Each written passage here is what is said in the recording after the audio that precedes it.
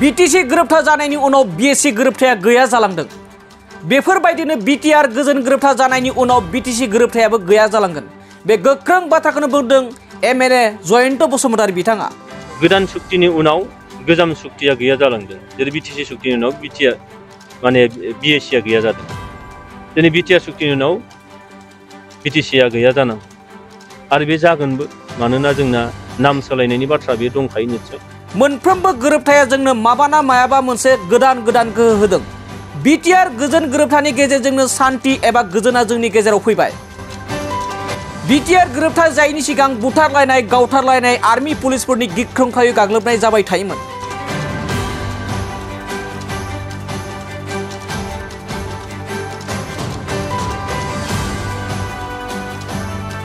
नाथाय बेफोर बिटिआर गोरोबथानि गेजेरजों गैया जालांबाय एबा जोबस्रांलांबाय। बिटिआर गोजोन गोरोबथानि गेजेरजों सीमा बारायनायखौ बेरेखा दोलोआ लुबैया। बिटिआर गोजोन गोरोबथाखौ बोखारनांगौब्ला बर' कसारी अट'नमास काउन्सिला गैया जागोन। गहपुरसिम सीमा बारायनायाबो गैया जागोन। सीमा बारायनायखौ सरकारा बिथोन होखाबाय। हारिनि सोमावसारनायाव रोजा रोजा मुंख्लं जानायफोरखौ लाजि फोनांनायसो जादों बिटिआर गोजोन गोरोबथाखौ बोखारनांगौ बुंनाया। बिटिआर गोजोन गोरोबथाखौ बोखारनांगौ बुंनाया दावहारु जोहोलावफोरखौ लाजि फोनांनायसो जादों। बेफोर बाथ्राखौ 14 नं चिरां दुवार ब्लक इउपिपिएल दोलोनि बानजायनायाव दिनै चिरां जिल्लानि सिङाव थानाय लाइमुथि इउपिपिएल प्राइमारिनि मावख'आव एमएलए जयन्त बसुमतारी बिथाङा बे हाबाफारिनि गेजेरजों गोख्रों बाथ्रा बुंनायखौ नुनो मोननाय जादों।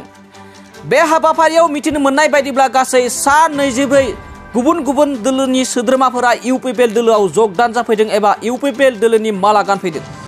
बिथां एमएलए जयन्त बसुमतारीया खौरांगिरिफोरनि सिगाङाव बुंबावनाय बायदिब्ला बिपिएफ दोलोआ बिटिआर गोजोन गोरोबथाखौ मानिनानै लायाखै एबा गनायनानै लायाखै।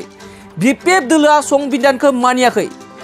खौरांगिरिफोरनि सिगाङाव बिथां एमएलए जयन्त बसुमतारी बिथाङा थारैनो मा बाथ्रा बुंदों फै जों आबुङै मिथिना लानि।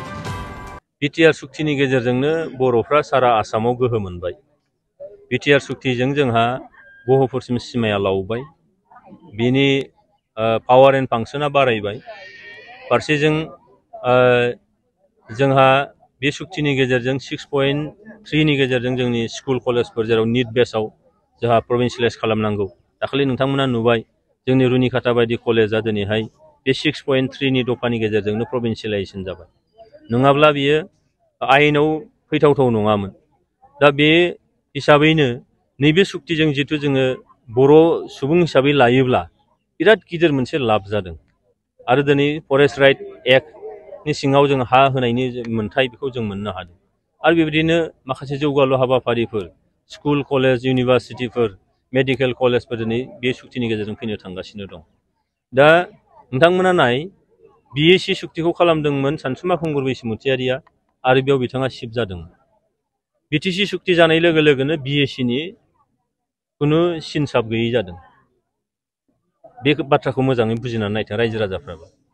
आरो दिनैहाय बिएसि सुक्तिखौ खोमोरनानै बिटिसि सुक्ति जाबाय, हाग्रामाया सिफ जाबाय।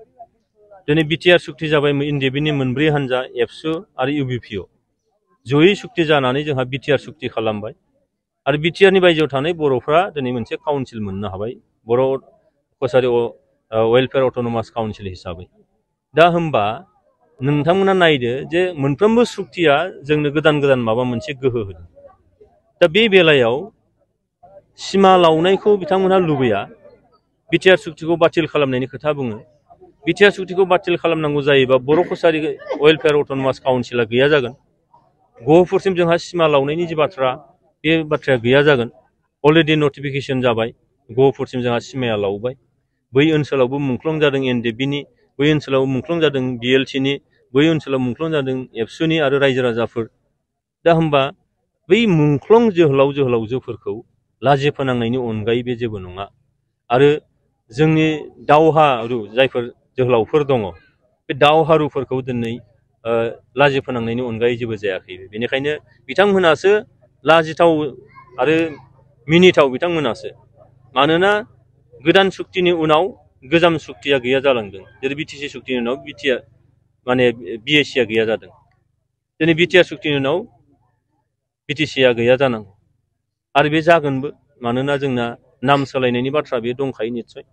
बेखायनो BPF-निफ्राय जेखौ बाथ्राखौ बुंदों बिथांमोननियासो लासिं सिं सुक्तिखौ मानियाखै संबिधानखौ मानियाखै बिथांमोनहा रेजिस्टार्ड पार्टी बिथांमोना दिनैहाय रिकगनाइज पार्टी आरो रिकगनाइज पार्टीनि गेजेरजोंनो बिथांमोना इलेक्शनाव कन्टेस्ट खालामनानै बिथांमोना पावाराव फैदों लेजिस्लेशन खालामदों सासे लेजिस्लेटर जादों सासे लेजिस्लेटरा भारतनि संबिधाननि सिङाव जानाय मोनसे सुक्ति जाय सुक्तिनि गेजेरजों जोङो गोजोरै थांनानै थानायनि मोन्थाय मोनबाय बे ओनसोलाव सान्ति फैबाय नङाबा सामफ्रोमबो बुथार सुथार आर्मि पुलिस मिलिटारिनि मोनसे थासारिमोन बे दिनै गैया जाबाय बे सुक्तिखौ बोरैहाय मिनिथाव होननानै बुंनो हायो बेखायनो बिथांमोना जेखि बुङा मानो बिथांमोनखौ सैमानि लान्जाया जेब्लाबो खेंख्राखा होननाय बायदिसो जागोन सिदाथ' खालामनो हाखाला बिदिनो थांथोंसै खिन्थु जोंहा रायजो राजाखौ हाजार हाजार लाख लाख रायजो राजा 35 लाख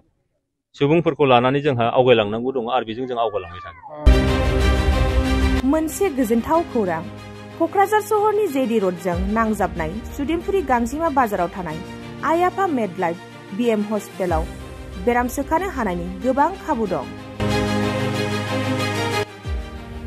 आइ आफा मेडलाइफ BM हस्पिटालनि फेसिलिटिफोरानो जाबाय medical laboratory pharmacy paediatrics medicine gynaecology dental urology dental x-ray play area x-ray sonography OT ICU NICU एबा PICU आरो आइ आफा मेडलाइफ BM हस्पिटाला 24 घन्टा जेब्लाबो खुलायै थागोन।